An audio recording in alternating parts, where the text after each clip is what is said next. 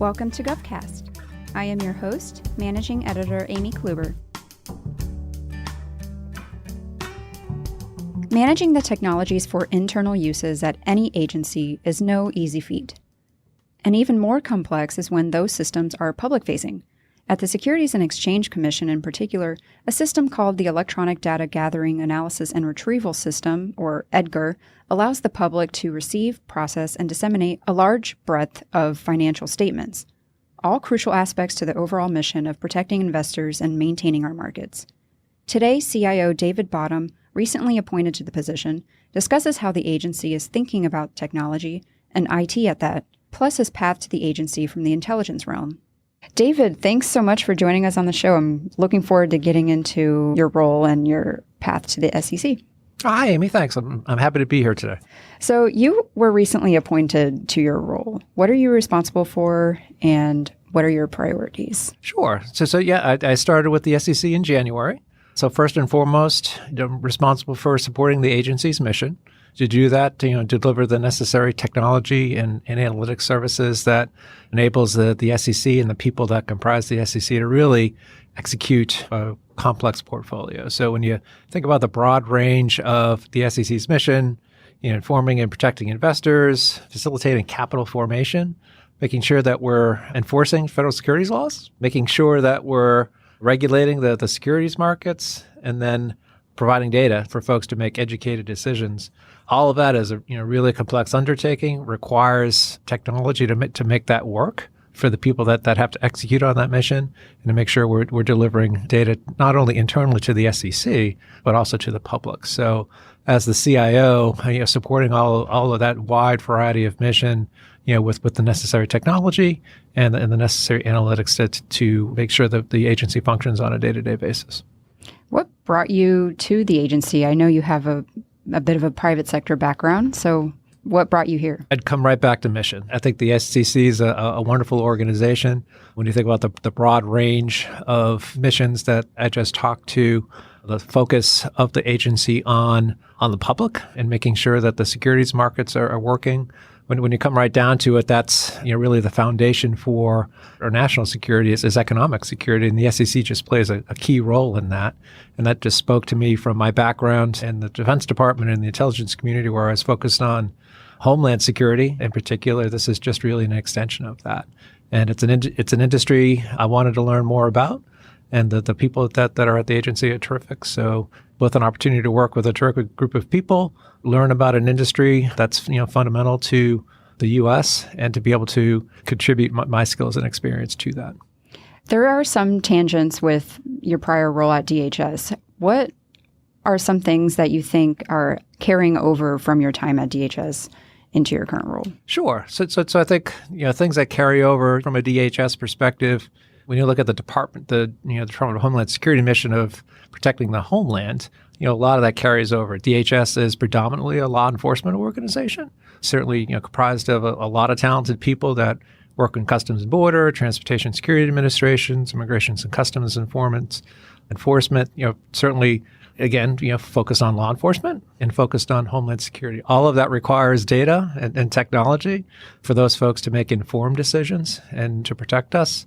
My experience is there in delivering those solutions to the folks that are on the front lines, working within the Office of Intelligence Analysis. So our folks in I&A could work and produce intelligence assessments and information for officers to make more informed decisions, liaising across government to make sure that we had the whole of government view on matters, is things that carry over to the SEC's mission. So when you think about it, law enforcement and law investigations, very similar workflow. Certainly the environment is different, but the tradecraft is the same, right? So being able to equip folks to go through their investigative process, whether it's from a DHS context or an SEC context, or an intelligence community context, that there's a lot of commonality there.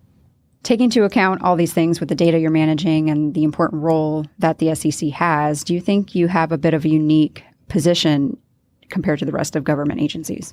No and yes. I would say no from a technology standpoint. The challenges are exactly the same. How do we leverage the capabilities that the marketplace is delivering? So just like every other federal agency, we're migrating to the cloud, we're adopting managed services, So those challenges are the same. We have legacy IT that we're dealing with.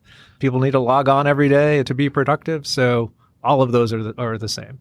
I would say where we do differ is in the volume of data that we manage, right? So, we think about the trillions of dollars of investor assets that the SEC oversees. There's a lot of data associated with that, both in volume and transactions. And, keeping track of all that, I think, does set the SEC apart from some of our sister and brother agencies across the federal government. How would you describe technology impacting the way the SEC operates? I think it's expectations. So, when you take a look at what's going on in the commercial marketplace, our customers and partners within the SEC, their technology expectations are basically set with their private experience. So when you think about how we interact with technology on a day-to-day basis, on the way over here, we use Google Maps on our phone. It was a pretty seamless experience that got us to where we want to be. That sets the bar for folks coming to work every day. So there's expectations that's set based on our interaction with technology in the private sense. So, there's certainly expectations are set. When we come to work every day, we've had some experience in interaction with technology that's helped us make better decisions. And I think the same is true at work, right? So we're at expectation setting. So for folks that are coming to work, the expectation is the answer is somewhere in the data. It's up to us to to deliver the technology solution that enables that answer. So that is how technology, I think, is transforming how people work and what their expectations are. And it's, certainly on us and the CIO team to keep up with that, right? So to understand what people's expectations are, know that the answer is somewhere in the data, and it's up to us to, deliver the tools and capabilities for folks to get to the answer quickly. And, and if I could go back to my intelligence days, it's all good to have the right answer, but you need it at the right time in order to make a decision. So timeliness is a critical factor here. So how is the SEC approaching something like automation? So we're thinking about it in two ways. And the first way I would think about is in terms of service delivery. So we leverage a lot of the same platforms that our partners in government and industry leverage. So we leverage ServiceNow, we leverage Salesforce. So, to deliver the same experiences that we're used to in our private lives. So the basis for a lot of that is automation. We want to make sure that we're not automating a bad process. It doesn't necessarily do a lot of good to automate a process that might be broken. So, the first part of that is to make sure that we're doing the right process re-engineering. That's a term that was in vogue for a number of years and is kind of recently coming back into vogue. But let's make sure we have the process right and then digitize it. And the idea there is if it is a repeatable process, we repeat it quite frequently, that's a good candidate for automation. And it does free up folks to focus on kind of the higher level tasks, right? And that's one of Suzette Kent's, who's the Federal Chief Information Officer, that's one of her tenets on automation is to make sure that, we're automating the right things and to free up folks to do higher level work, right? So think about the problems, spend more time with our customers to understand their problems so we're delivering better solutions. So that's the service delivery piece. On the mission side of the house, there's a lot of work to be done, particularly in the data world, right? So how can we automate the processes that are necessary for data that comes into the agency to condition it, get it ready for analysis, get it to where it needs to be from a person standpoint, make sure we're delivering that information to the right person so they can do analysis on it. As you can imagine, that's, fairly repetitive tasks. So applying machine learning towards those tasks is a critical enabler for us, particularly as I talked about earlier, just the volumes of data that we're dealing with. So that's the second part of the automation. And then on the analytics side itself, one of the virtues of automation, and you touched on machine learning and artificial intelligence earlier, is the idea about lowering the cost of curiosity, right? So one of the benefits of machine learning and AI is that you can process a whole lot of data much more quickly than a person could. So that ability to ask a question, to do an interrogative across large data sets and get an answer back in a timely fashion is possible now where it wasn't possible before. So, that would be the kind of the third leg of the stool when you think about machine learning and automation and its impact on the people in the SEC. Do you see this type of technology ever being a detriment? Because we hear about the machine learning that goes into the computers that are running all these algorithms to do like automated trading. So how are you thinking about that? Well, I think we need to think about it from make sure that we're looking and we get the outcome that we're looking for, right? So machine learning and AI is not a replacement for a person, first and foremost. So a person should be in the loop before a decision or an action is taken, particularly from my experiences in DHS and in the community and the intelligence community. You always have a person being in the loop to actually make a decision. I think AI and machine learning can certainly recommend, and we need to do our homework there to make sure that the recommendations are sound. So that's, I think, an important way to look at that is that these are tools to augment a person, not replace a person, particularly as we make a decision. Now, you mentioned earlier legacy systems. How is the SEC thinking about what the future of its IT posture looks like? So the future of our IT posture, it's going to be driven by, certainly the mission needs of the agency and, how we need to protect our assets, particularly, from a data standpoint. We do manage a lot of sensitive data, so we need to take the appropriate steps to protect that data. That's going to drive, some of our technology choices. We touched on all of the automation that's possible now with managed services. That's certainly going to drive our choices and in terms of those services that we adopt. So taking that risk-managed approach to make sure that we're doing the appropriate levels of protection for the data that we're responsible for managing, and also being able to leverage the capabilities that the marketplace has to offer, particularly in a managed services world where we're able to adopt at a much lower cost because it's a shared service, so we're not incurring the whole cost, is how we're thinking about technology moving forward. And the key there, I think, is to come back to balancing the mission needs of the agency with our responsibilities to secure the data that we have. The SEC has a very public-facing responsibility in the sense that anybody should be able to look up certain reports, like the financial reports that are required of companies to submit on an annual or periodic basis.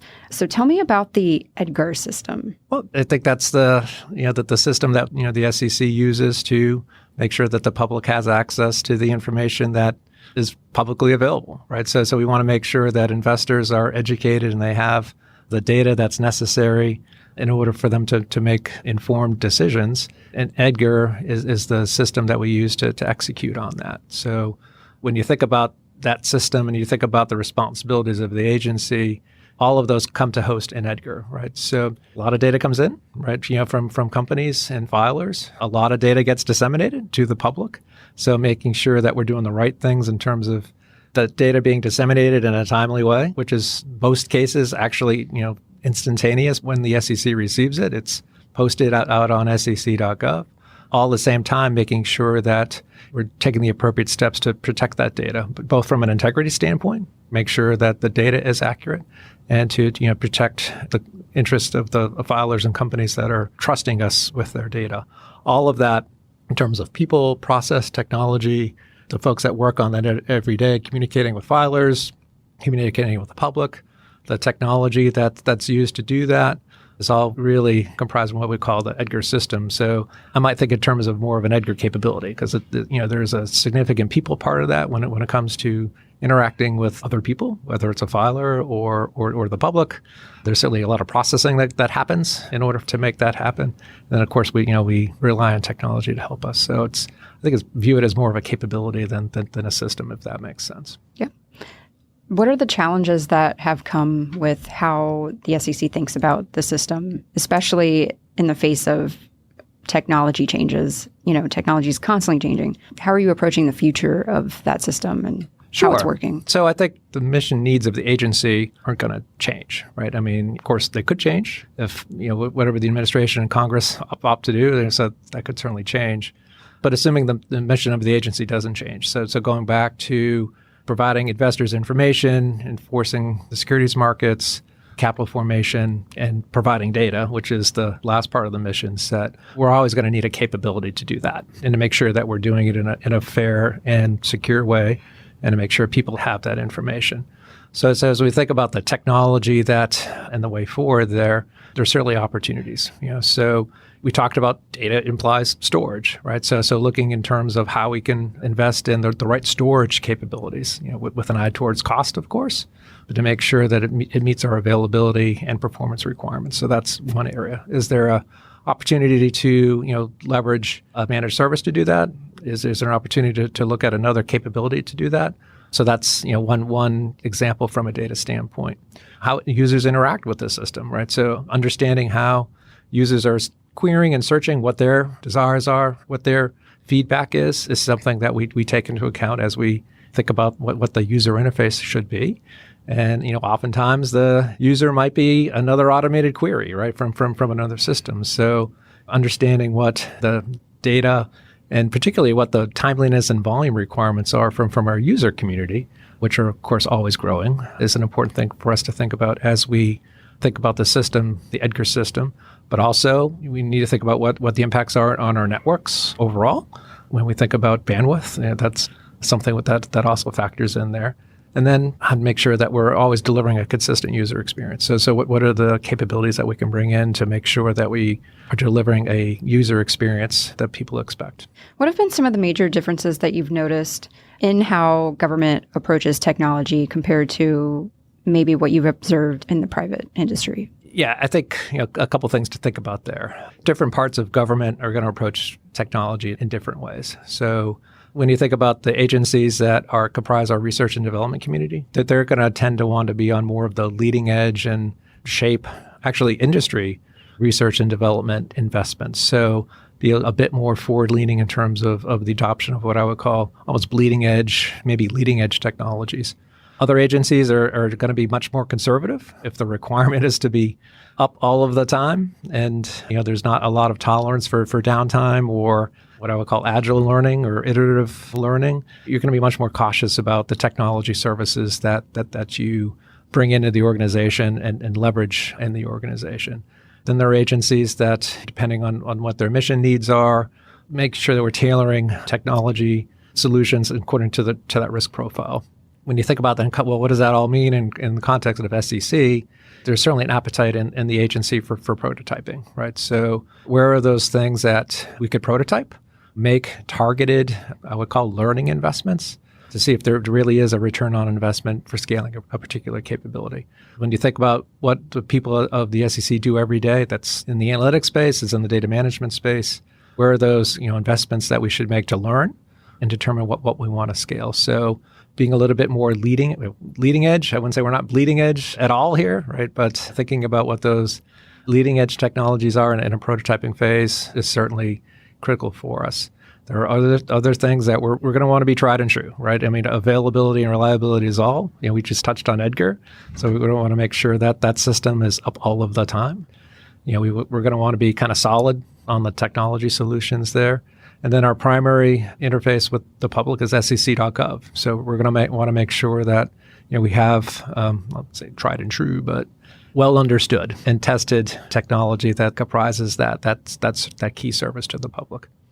Thinking about how you are going to move forward in your role, I know you're newly appointed. How do you think your time in the private industry and maybe in your role at DHS, how do you think that's going to inform how you think about moving the technology forward at SEC? Sure. First and foremost, it's always a focus on people. So, whether it's our customers that work in the SEC, the public who are also our customers, so a focus on them. The other focus area when it comes to people are the people that are delivering the message, that are delivering on that mission, right? So the services piece there. And you touched on it on technology. Thing that's important there is that really what we're talking about here is change management. So how are we leading people through change to the next technology capability?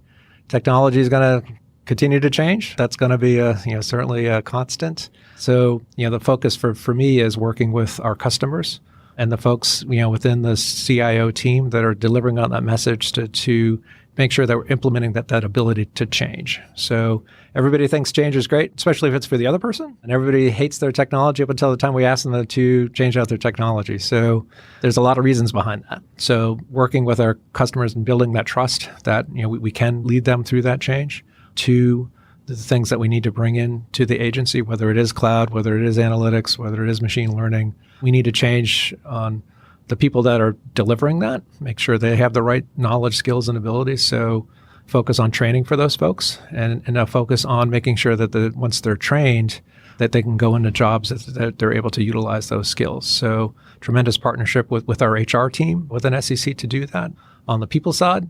And then we're going to do this with our industry partners. So, tremendous partnership with our acquisition team to make sure that we're contracting the right ways.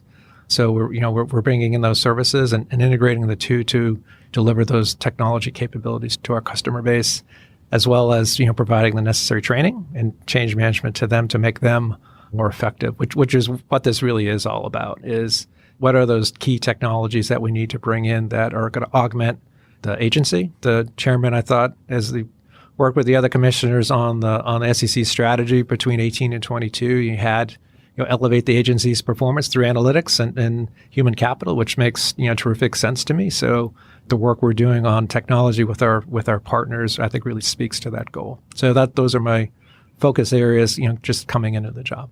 Cool. Did you ever think you would be at the SEC?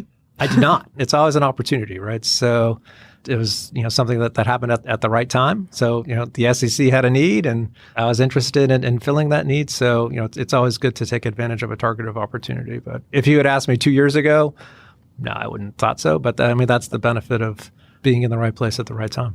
I think that's pretty much how we all get to where we are, right?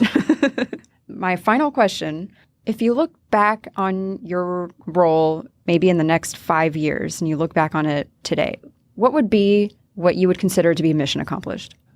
So I'll come back to the change management piece. Have myself working with the folks that within the SEC, have we implemented a consistent ability to execute change?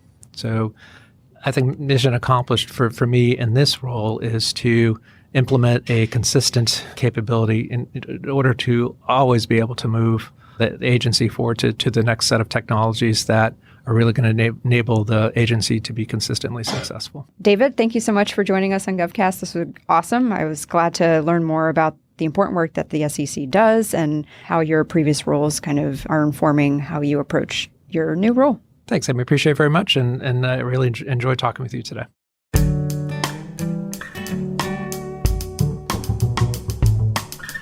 GovCast is a production of Government CIO Media and Research. For more podcasts, head to governmentcio.com/podcasts. If you liked what you hear, let us know by leaving us a review in iTunes or wherever you listen to podcasts. GovCast is produced by Amy Kluber. It is edited by Resonate Recordings. Theme music provided by Big Hoax. If you're interested in sponsoring a podcast, contact us at sponsor@governmentcio.com.